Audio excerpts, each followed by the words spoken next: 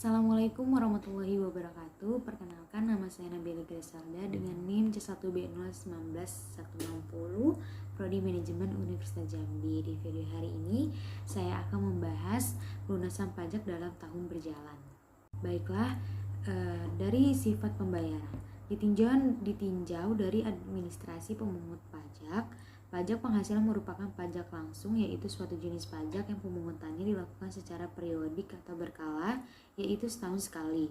Tahun yang dimaksud adalah tahun pajak atau disebut sebagai tahun takwim, atau suatu tahun yang diawali 1 Januari sampai 31 Desember. Saat terhutangnya pajak penghasilan adalah akhir tahun pajak, yaitu 31 Desember.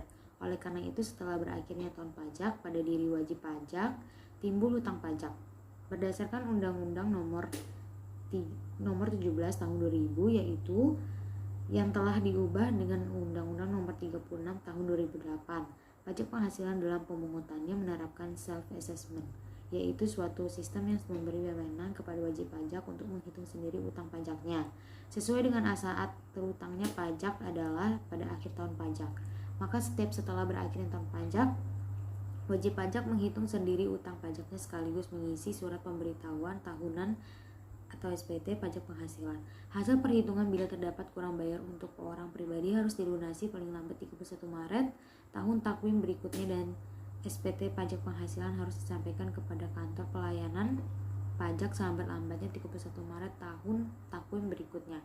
Hasil perhitungan bila terdapat kurang bayar untuk badan harus dilunasi paling lambat 30 April tahun takwim berikutnya, dan SPT pajak penghasilan harus disampaikan kepada kantor pelayanan pajak selambat-lambatnya 30 April tahun takwim berikutnya.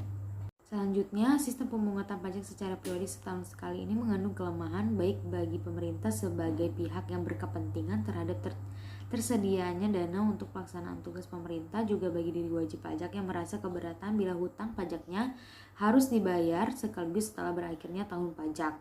Undang-Undang nomor 36 tahun 2008 memberi kesempatan kepada wajib pajak untuk mengangsur atau mencicil setiap bulannya. Angsuran atau cicilan dilaksanakan dalam tahun berjalan itulah yang disebut pelunasan pajak dalam tahun berjalan. Sesuai dengan uraian di atas, maka sifat pelunasan pajak dalam tahun berjalan adalah merupakan pembayaran pendahuluan atau disebut pula dengan pembayaran di muka atau kredit pajak. Karena sifatnya yang merupakan pemungutan angsuran itulah maka dapat dikreditkan sewaktu menghitung besarnya pajak terhutang setiap akhir tahun. Selanjutnya, jenis-jenis pembayaran.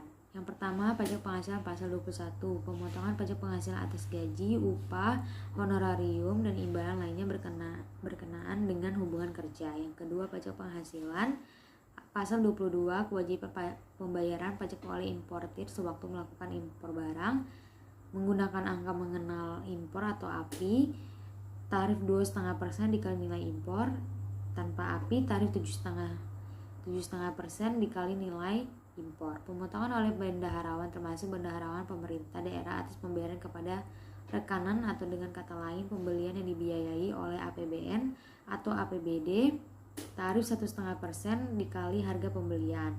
Pemotongan pajak penghasilan oleh Pertamina Bulog, industri rokok, industri baja, dan industri tepung terigu atau dengan kata lain penjualan atas hasil produksi, tarif pajak dikali DPP PPN.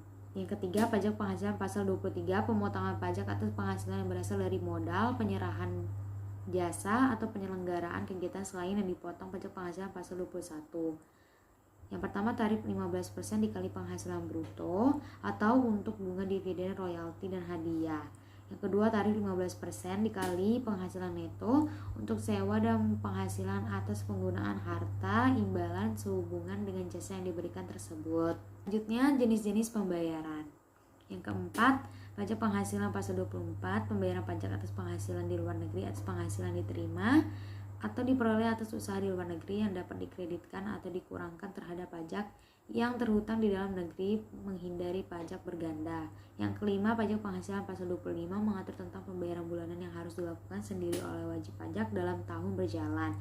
Yang keenam, pajak penghasilan pasal 26 pajak penghasilan untuk wajib pajak luar negeri atas penghasilan berupa dividen, bunga royalti, bunga simpanan, dan lain yang diterimanya.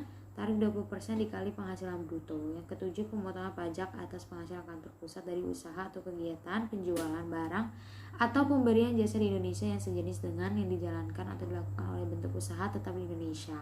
Yang ke-8, pemotongan pajak atas penghasilan diterima atau diperoleh kantor pusat sepanjang terdapat hubungan efektif antara bentuk usaha tetap dengan harta atau kegiatan yang memberikan penghasilan yang dimaksud. Baiklah, sekian presentasi saya hari ini. Bila ada kekurangan kata, saya mohon maaf.